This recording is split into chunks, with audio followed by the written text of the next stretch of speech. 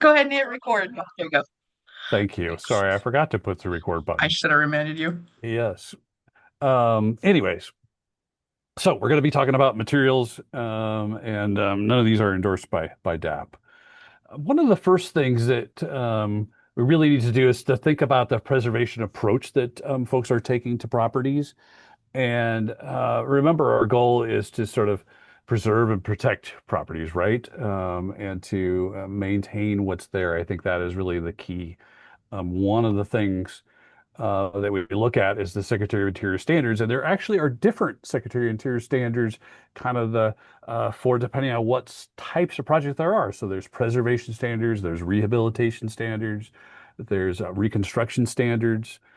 99% of the time, we're talking about the rehabilitation standards, um, which you see here. And within those standards, there's certain guidelines, and these are the guidelines that refer specifically to talking about replacement materials that we should address. And I want to point out specifically number 6 that talks about deteriorated features that need to be repaired rather than replace, right? New features should match the old in design, color, texture where possible. Um, and then we should have some sort of documentary evidence. So it's not to say that these can't be done. There's just some guidelines out there on how to do it and what we should be thinking about when we allow alternative materials to take place. Because I think it's important to remember that in these sort of scenarios, the devil is in the details. And you're going to be seeing this slide many times because when we look at this stuff, the devil truly is in the details. There's a brand new preservation brief that came out maybe last year, year before last, about the use of substitute materials. And that sort of document talks about materials by the material itself, i.e., if it's steel, if it's plastic, if it's concrete. So a little bit different take on it. What I'm going to talk about today is those sorts of things related to windows and trim and siding. To kind of look at various options of those types of materials and what they look like and what some of the concerns might be. Substitute materials in and of themselves have been around for hundreds of years. Even historically, folks were using different products to simulate other products. And that's basically what substitute materials are doing, right? So even if you look at, I love the one at Mount Vernon, the one on the bottom left, where you see this rusticated stone. This is at Mount Vernon, George Washington's house. And it's got this little, I don't know, hopefully you can see it, this little pebble sort of finish on it, little sand finish on it. That's a wood block that is made to look like stone. Um, so George Washington's house, right, 18020, something like that. I don't remember the exact date, but has been used for many, many years. And of course, we have concrete block, CMU block in today's world. Concrete masonry units were, in some historic cases, made to look like stone. Or here's an example of a tin product that's made to look like stone, tin sheets that were made to look like stone, or even a plastic sort of material behind it there on the bottom left. That's called permastone, popular in the 50s and 60s. There's a few examples I've seen around the state, but not too many. Um, so those are kinds of things to sort of keep in mind. Substitute materials have been used for many, many years, so it's not something new. And we got to be open to it as preservation community. But the most important thing is to think about that, hey, when we're dealing with this stuff, we're not talking about house museums here, right? This is not the highest sort of concern that we can have in preservation. So we've got to be kind of flexible in what we use. If you are dealing with a house museum, obviously you want the highest standard. But most of the properties that we're dealing with are things that are being used every day, right? And how do we adapt that? What are the reasons for replacement, right? You have things that are deteriorated. And so the important thing to think about is, have you evaluated the condition? Is it really deteriorated, or do you just think it's deteriorated? Or is there some other proof? Have you looked at other sort of systems in the building? Maybe you've got somebody that says, hey, I need better energy efficiency. That's the classic one that we hear of, right? Everybody wants to rip out their windows, their original windows, and put in new windows. Is it really energy efficient? Is it not? Maybe there's some code requirements regarding windows or wall surfaces, things of that nature. And maybe like this house on the bottom, maybe it's been altered and you want to replace features that are no longer there to bring back character of the house, right? You can't bring back integrity of a house, but you can bring back character of a house. So that's kind of what's happening on this house down below. Um, One of the reasons, or one of the many reasons, to think about replacement materials is just that you can't get the original material anymore, right? Or you can't find somebody to actually do it. You can't find somebody to do decorative plasterwork, or you can't find somebody that knows fine woodworking anymore. But you also have to think about the new materials and how different they are, and the juxtaposition of the two materials and what they would might do to a building. Um, I love the one on the bottom here, the bottom middle photograph. That is a picture of a building in downtown Tacoma that originally had light bulbs on the outside of the facade going all the way up the facade. Obviously, super expensive to replace those. You can't really see them anyways, particularly during the daylight. They just weren't going to do it. So what is the solution to solve that? Those are actually trailer hitch knobs on the building um, that sort of simulates the look of a light bulb. So you get the idea, at least during the daytime, of the rhythm of that and what it might look like. So kind of simulate that. And of course, there's always costs that are involved in these kinds of things. Can you do it or not? In my world, I never think of costs. Um, I'm laughing at that. We also have to think about replacement materials and how different they are today. So you can be really firm and say, hey, I want wood windows because wood for wood, but wood in, the 1920s is not the same wood as of today. So even if you are allowing wood windows, for instance, to be replaced, they are not going to be the same kind of wood windows that they were in the 1920s, and they're probably not going to last as long, which is why we need to be sort of diligent about preserving as much original fabric as possible when we're talking about changes to buildings. So that's important to consider. Some steps that you could kind of go through, right? So when you're looking at a preservation project, you're doing design review, the first thing you should do is preserve as much as you can, right? And repair it if you can. And then if you can't, look at replacement. Look at replacement. When you're thinking about those new materials, lots of factors to think about. Can you find it? Can you find a craftsman? Are there flaws? Are there code changes? We talked about this a little bit earlier. How do you approve it? If you are approving something that's a replacement material, do you have a design guideline that actually talks specifically about a replacement material, or are you just going to do it as a case by case basis? There are some communities out there that say, you know what, we are not going to allow vinyl windows, period. That might be okay because it's a balance for your individual community to do that. I think most of these issues that we're talking about today, these replacement materials, somebody has dealt with it before, whether it's DAHP staff, whether it's other certified local governments in the state or even out of state.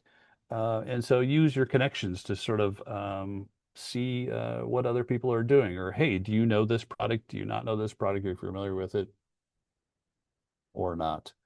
I think from Michelle and I's perspective, we're looking at the visuals here at the state. The visuals of what things look like is super important. So the design, the color, the texture, and then the material in and of itself. So this is an example that I took of a building that the siding is obviously in tough repair, and this is a replacement material potentially. Um, it's unpainted right now, but is the profile the same? Is the size the same? Is the shape of the curve the same? So that's drop shiplap siding. It's very common in Washington State. You'll find it all over the place, whether it's a residential property or barn. Um, you could find these sorts of things. How close does that material match what you're taking off or what you're replacing is super important to think about. Um, think about the energy that it might take to create that. Maybe your local code has something to deal with embodied energy or energy efficiency or the toxicity. Um, those are all kinds of things to sort of consider when we look at different replacement materials. I think the most important thing to do is to research the product because there are lots of myths out there and everything is the latest greatest, right? When you get the brochure in the mail and it says it's going to last 50 years, is it really going to last 50 years? Um, be sure to research that product, get examples, um, and do your due diligence. I would say from the staff perspective, from the commission perspective, it's probably not your responsibility to suggest sort of materials, right? It's the applicant's responsibility. So you as a commission are just saying, yes, from what I know of this, it's good or it's bad. We're going to allow it. We're not going to allow it. That sort of thing. So there needs to be kind of a balance there in terms of what they're presenting and what as a professional staff or as the historic commissioner as well. Important to remember, only replace things when they're too deteriorated to repair, right? Because our main goal is to preserve as much original fabric as possible.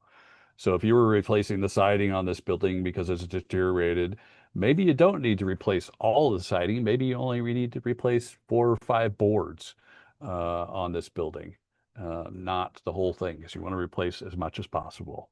Or maybe this whole facade is shot, but the side or the back is intact. So keep the side and the back intact, and just replace that one facade that might need to be replaced. So once it's gone, it's gone. Let's talk about siding. Different options of siding, right? Lots of different options of siding. Too many to even think about, but I just want to show you some of them, right? Devil's in the details about this siding.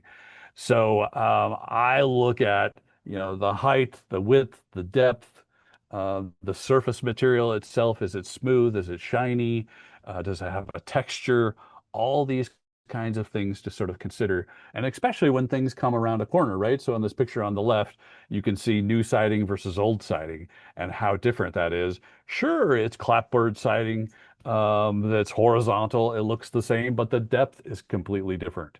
The height or I call it depth, but the height is different, right? As it comes around the corner. Um, those are important things to sort of look at. Hardy plank. Everybody loves hardy plank, right? It's that cementous siding. There's lots of different names for it. There's lots of new products that are coming out. Basically, it's cement with some wood fiber put in it. And the things to think about with hardy plank is that, if you go down to the local building supply store with any of the kind of the cementous material, most of it has a stamped texture on it which wouldn't have occurred historically, right?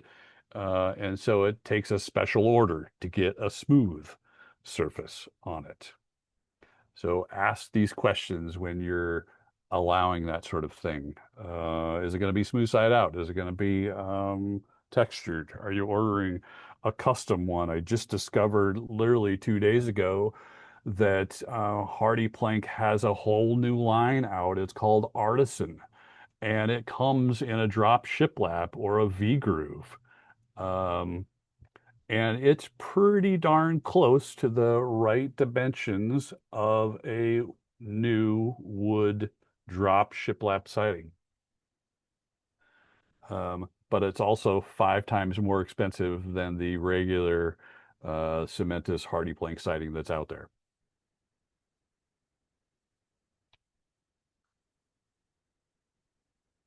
This kind of siding, they say it has a long life, but you can find examples out there of things deteriorating for sure, or things that are getting damaged.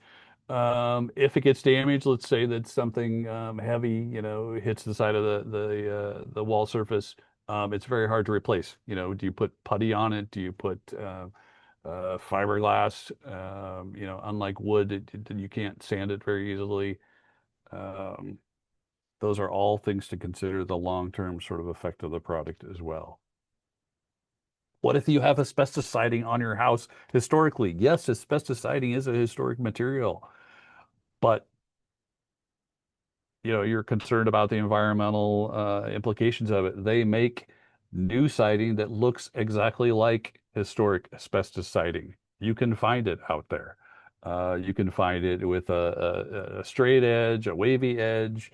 It's got texture on it. It looks pretty darn close to those asbestos siding that you might see in the 1950s. Um, that sort of aesthetic that you might find out there is an important character defining feature of properties. So just because it has asbestos siding on it, it might be original to the building. Things to consider. Engineered wood siding, um, not found too much out here, but you can get it. It's LP siding. They went through a huge lawsuit a few years ago about the material and does it hold up long term or not. This particular siding, as you can see from this photo, has a heavy texture on the outside.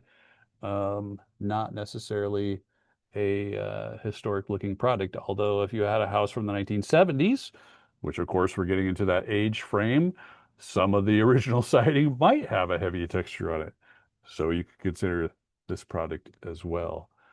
Um, this is the kind of damage that we've seen happen to this fiber sort of siding that just crumbles away as moisture gets into it. Uh, Think about that. Vinyl siding, lots of buildings with vinyl siding, a lot of people wanting to put vinyl siding on it. Vinyl siding and aluminum siding are brushing the historic material sort of field now. In fact, these sorts of products were available 50 years ago. What do you do? Do you allow it? Do you not allow it? Lots of different profiles of siding as well. And if you are going to allow it, what happens to some of the character and details of the building around it? When vinyl siding goes against a typical historic material, you see channels like this bottom photo on the right that are required to sort of bring the product together as this extra little channel. So how does that fit in, and does it cover up existing siding? How does the depth of that material compare with the face? So you can see vinyl siding comes in all different configurations, not just horizontal siding, but you can get vinyl shake siding now. You can get vertical shingles, you name it, even board and batten siding. Are you going to allow that in your community? Maybe. Here's another product that has some interesting properties called Boral, and it is a wood product as well, a wood resin product. And it comes in drop siding like we have in Washington State, and it's been a very effective use that I've seen in a lot of buildings around the community. National Park Service is using this on some of their properties as well. Another competing brand is True X Exterior. So it comes in siding, comes in trim. I'll show you a couple trim details later. Um, Positives and negatives of this product as well. Um, it doesn't come in standard sizes. However, you can manipulate it. You can run it through a saw pretty easily.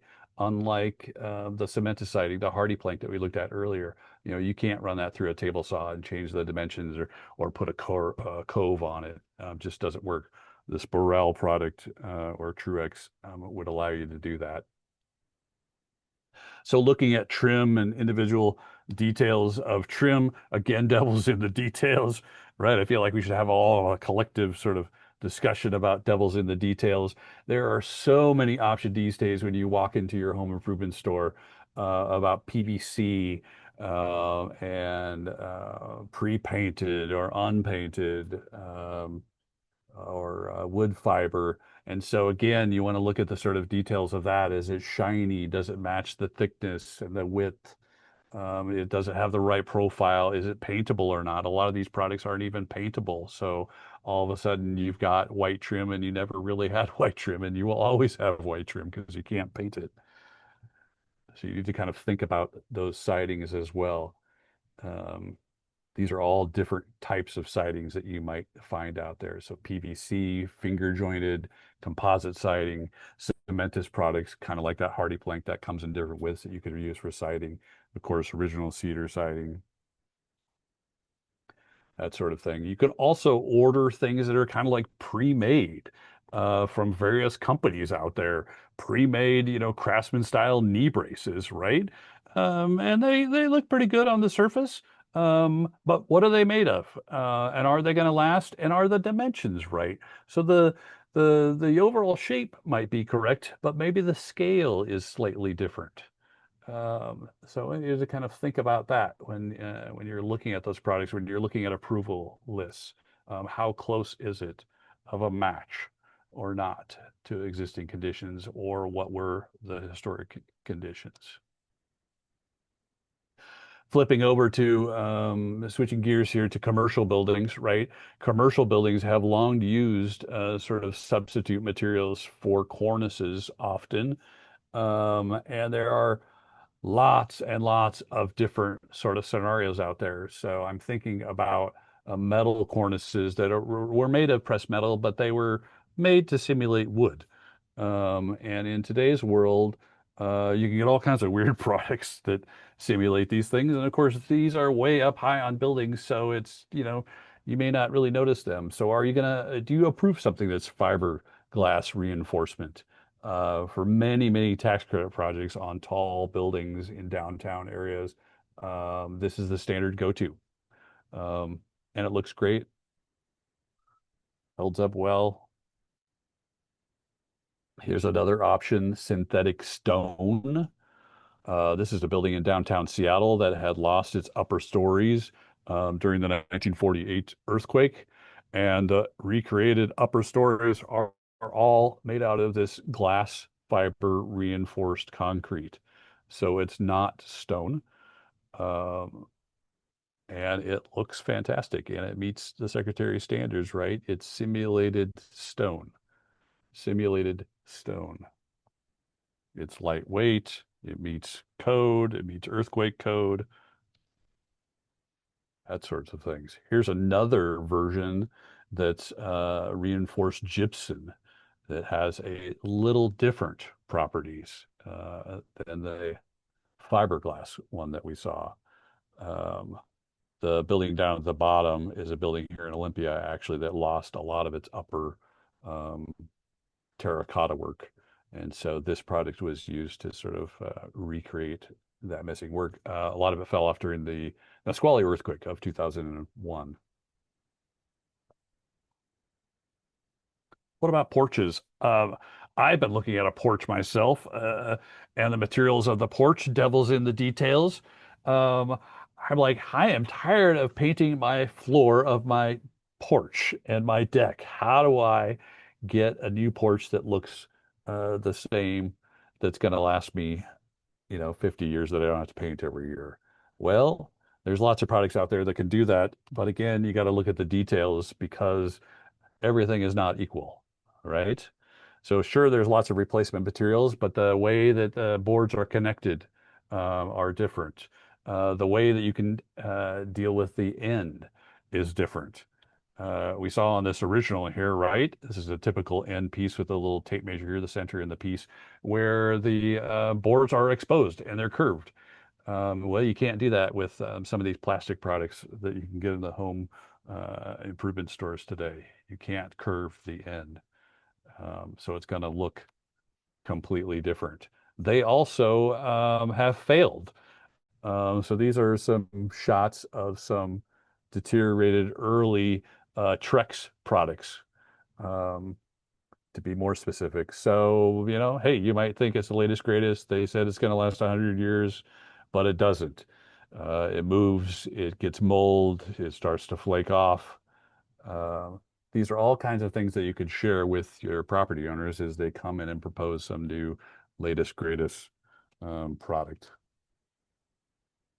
What about porches and railings? Wood deteriorates, right? So what do you replace it with? Lots of options out there of things that you can replace porches with. Fiberglass is popular not only for balusters and railings, but for columns themselves, craftsman columns, round columns, tapered columns. One of the products that is out there. There's also um, this FIPON or molded polyurethane, basically plastic, is another popular product.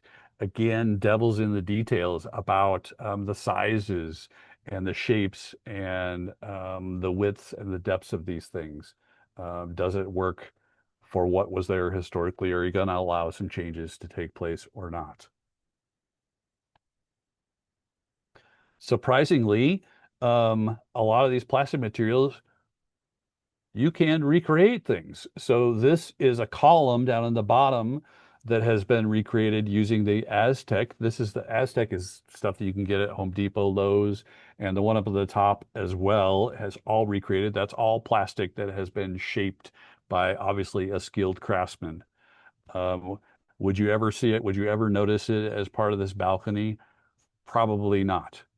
I don't know if this balcony was missing or if this is a complete, recreation, um, but something to consider, something to think about, and it can be done.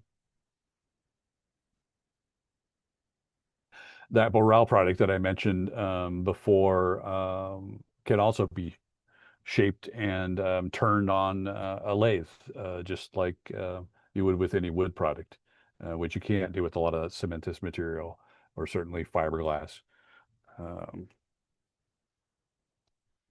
another option. I think the big one that we always hear is people want to replace their windows, right? And it's so confusing as to various sorts of things out there to think about windows. And I always like to ask, these are the questions that I ask first, right? Is the existing windows, are they repairable? What is the condition of those windows? Give me photographs of every single window. Tell me which ones you're going to replace. Um, are they really deteriorated? Show me the deterioration. Why? And have you looked at somebody that can fix those windows first? Um, yeah, they're harder and harder to get and to find people, but there are people out there that can do it. So prove you've got a window that's deteriorating, because remember, our goal is to preserve rather than replace. That's the first course of action. Preserve rather than replace. And then if you have to replace, prove it to me that you've got to replace it. There are lots of studies out there that can help us as preservationists talk to owners about the efficiency of windows, energy efficiency, and the loss of windows, and um, the value of putting in new windows. Um, so don't feel like you've got to create this stuff yourself. There are lots and lots of studies out there that show that the most efficient window is a true wood historic window, and you can get your R value by doing storm windows. The replacement of a brand new vinyl window, this is a little matrices down there, is about 240 years, right?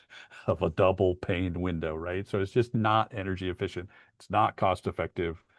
Um, you can easily find these numbers out there. But if you do have to replace the windows, what do you do? What are the things to consider, right? Here's an interesting fact. One third of all replacement windows are less than 10 years old, which is kind of a crazy thing to think about. That's because a lot of these products don't last.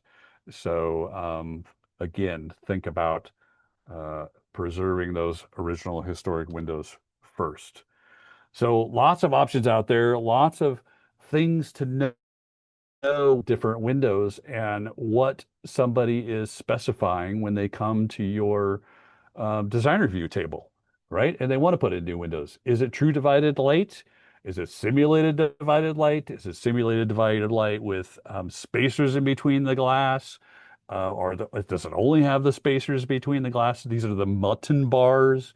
In today's window world, they call them grids. So don't get confused by that. Is it wood on the inside? Is it wood on the inside and the outside? Does it have both? There are so many different variations out there and other window sort of types as well, whether it's fiberglass or vinyl or aluminum clad or vinyl clad on the outside and wood on the inside. Um, lots and lots of options. So as a commissioner, as somebody doing design review, ask those questions. What are the specifics? Um, the devil's in the details, right? The devil's in the details, not only about the product itself, but what is the profile of those sorts of elements? What does the sill look like? How thick are the mullions or the grids? What is the angle of those as they simulate a putty piece as well? Um, lots of comparisons out there between wood and fiberglass. What's more expensive? What's cheaper? How long are they gonna last? I think every product that you look at and you pull up their brochure, it's the next greatest thing that is, since sliced bread. That might not be the case. That might not be the case. Comparisons of vinyl versus vinyl and metal clad. Which one is better? Which one is gonna last longer? How much do they cost? These are all things to sort of think about. The devil is in the details because when you look at things like this is a house in Olympia. It's got its original wood windows, and the upper little cornice window was, falling apart, and they needed to replace it. Well, what did they replace it with? They replaced it with a vinyl window. It's white. It's plastic. They're never going to paint it. It sticks out like a sore thumb in my mind. So devil's in the details. The before and after in the middle, right? Original true divided light with wood and a simulated divided light in vinyl. No, no mullions on the outside, so you lose shadow lines. Um, think about what it's going to look like. The picture up in the right-hand corner is a window that needs to be replaced, lots of deteriorated windows, and it's a sample.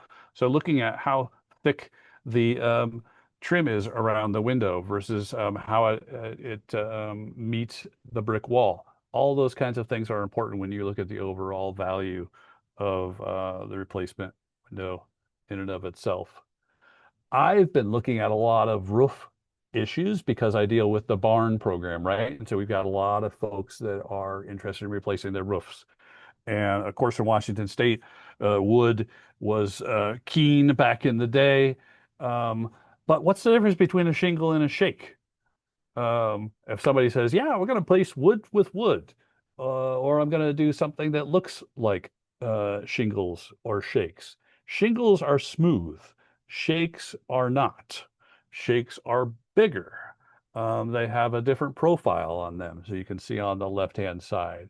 There's different spacing that shakes and shingles have as well. The overall pattern that you would look at is also important to consider when you're looking at these things. And there are lots and lots of products out there that simulate a wood roof, whether it's a shingle or a shake.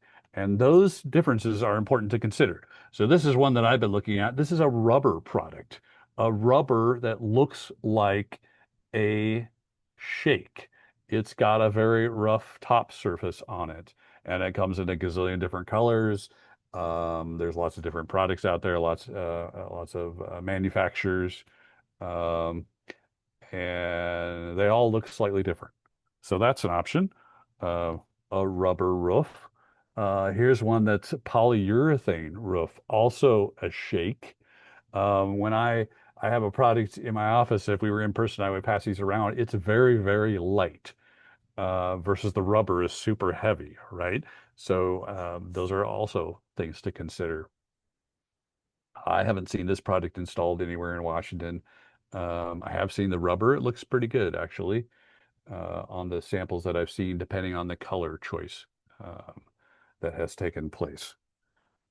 So another example.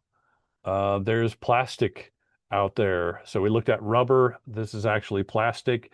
This one is simulating a shingle, not a shake, a shingle because it's smooth, right?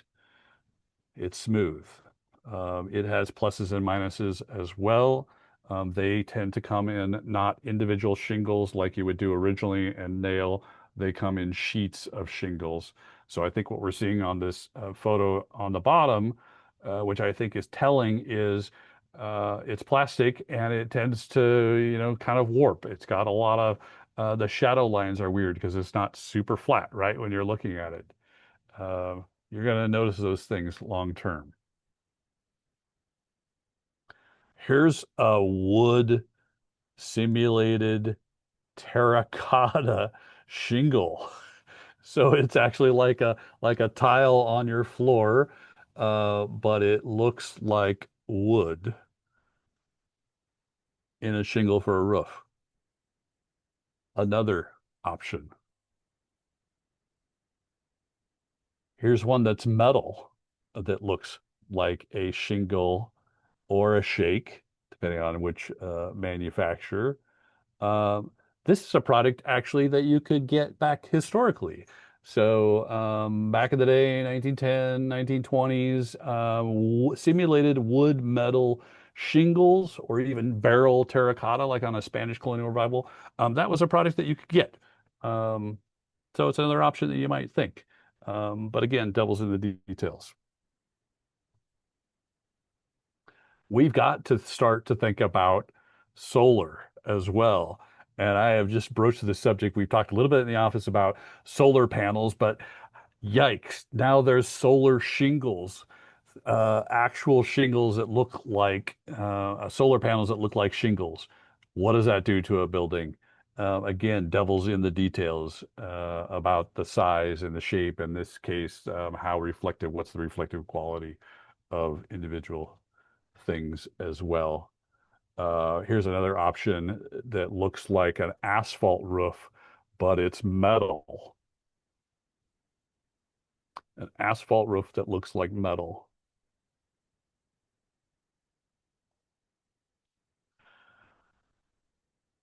This is what we hear all the time, right? I just want to replace these old drafty things. And it's tough to deal with when you're a commissioner or a staff person. Have a plan. Be thinking about what those kind of scenarios might do to your commission and your design review. And we talked about earlier about, hey, maybe we allow these kinds of products on a secondary elevation, on the sides, on the back, but we take extra care and deal with the main front facade of a resource and ask that a little bit more expense is put into those. Maybe you have a lower standard for non-contributing properties versus contributing properties. You might have a matrices of things that you allow that you don't allow in your commission, in your community. That's also possible. We've seen that as well. Hopefully, you have these kind of discussions before a hot issue comes up. And so you've at least talked about it, you've approached the subject. Remember that we need to sort of think about these are not museum pieces. We want these properties to be used, right? So is it worth the fight when you're dealing with these kinds of issues? It's important to sort of accommodate change and think about the character defining features of the property. How do you preserve those? That's the goal. The goal is not to make everybody mad at you. It's not to recreate this museum piece that's frozen in time. It's got to work for everybody. But be wary of the death by a thousand cuts scenario. Right? So you allow this, and then you allow this, and then you allow this, and all of a sudden, now you've got nothing left. You've got no historic fabric left. Um, so be wary of that. Might just want to, again, focus on a main facade and allow other changes.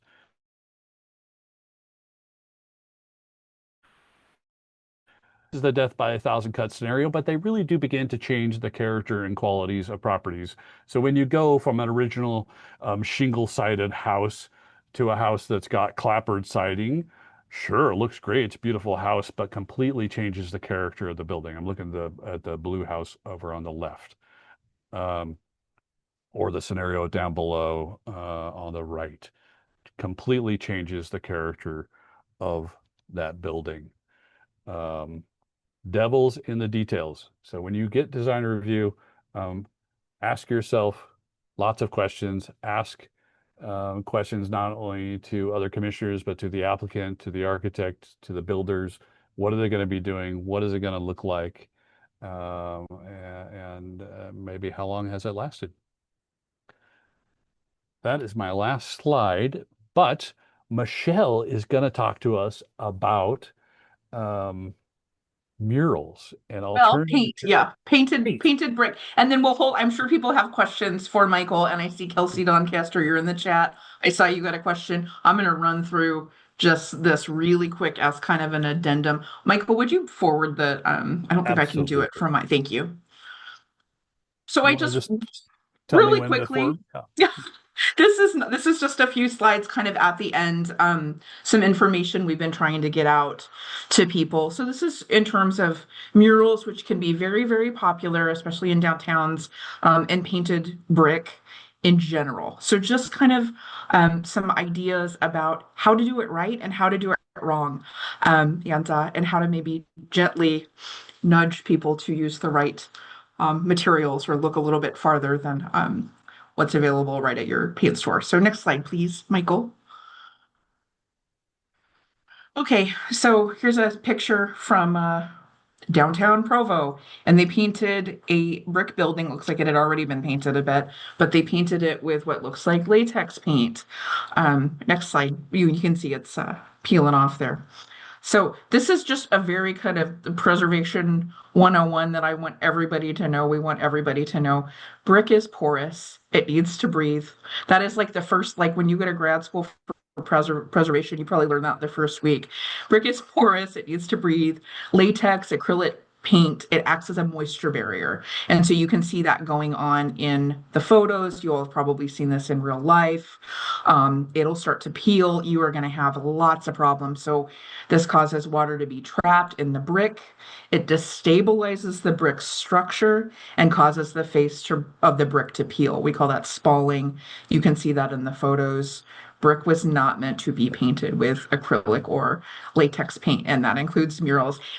And for you all that are on historic preservation commissions, it's unlikely you're necessarily going to come up against murals because that's kind of outside of your realm. But when you've got an applicant that wants to paint a building, I just want you to remember that's probably not a good idea. If it's been painted already, kind of the rule of thumb is, well, it's already been painted, you might as well paint it again. But if you paint unpainted brick, you're going to have probably eventually these issues, and you're going to have a ongoing maintenance problem with trying to keep up with it. So next slide, please, Michael. So people always ask, well, hey, like we see all these, cool signs, and I'm sure a lot of you have. I know several of you here I recognize from real life, and I know you all have some of these.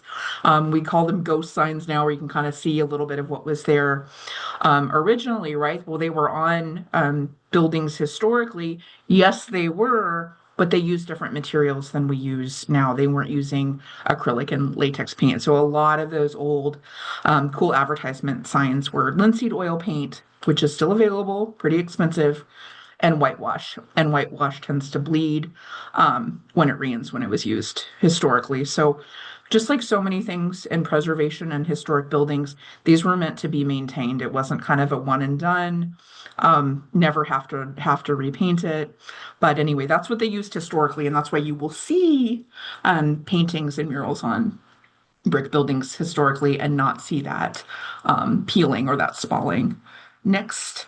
Um, so just a couple things. So I attended this really great, very short little session by the Main Street, or he's the Utah historical architect at their state historic preservation office. His name is Jansen Bennett. And he put this together, so I can't take credit for all of this, but he had done some research on this. So silicate paint is an alternative for latex and acrylic paint. It's about 2.5 times the price of, and this was a couple years ago that we priced this, it could be more now, of acrylic or latex paint, but it does not paint, or it does not fade, it doesn't peel, It doesn't bubble. It actually fuses with the brick. So it's similar to that historic lime wash, but it's harder. So it's not going to disappear with the rain quite as easily as that historic lime wash. And it's we call vapor permeable. So it's not going to spall as it's going to attach to the building. So or adhere to the brick. Next slide, please, Michael.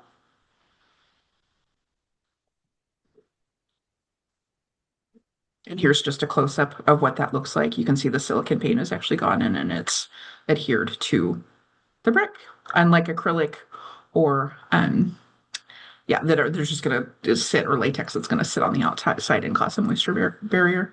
Next slide, please. Ooh, science. Science, yes. I don't pretend to know all the science behind this, so please don't ask me a lot of questions about the science behind this. As Michael said earlier, DAHP is not and would not and will not endorse any kind of product, but this was the historical architect that I had mentioned in Utah, this research that he had done. These were two pretty popular brands that sell a silicate paint. I believe they're both European. And then next slide, please. We're almost done. Oh, yeah. And so for wood building, so latex and acrylic, it won't damage the wood, actually protects it. Concrete block, also known as CMU, concrete masonry unit. Um, you can paint that with latex or acrylic. It's not going to damage it, but it can still fade, bubble, peel. And then next one, we're almost there.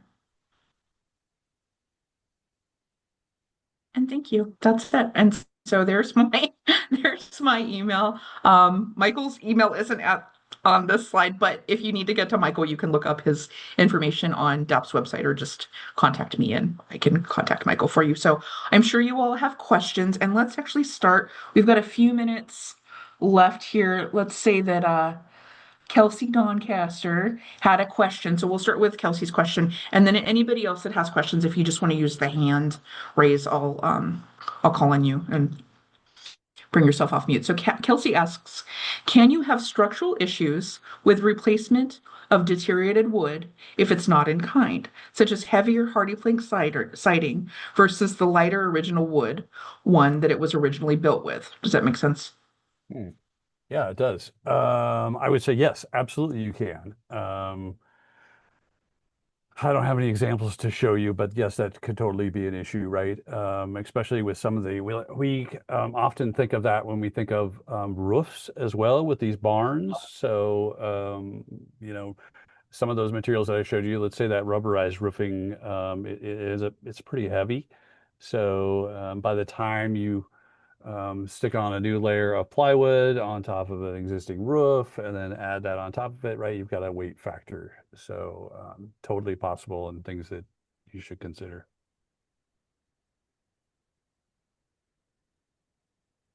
And of course, you have an aesthetic factor as well, right? Because now your roof is thicker and you've got an end detail to deal with as well as it comes down to the eave line. Good question. Yeah. Anyone else? A lot of people here today.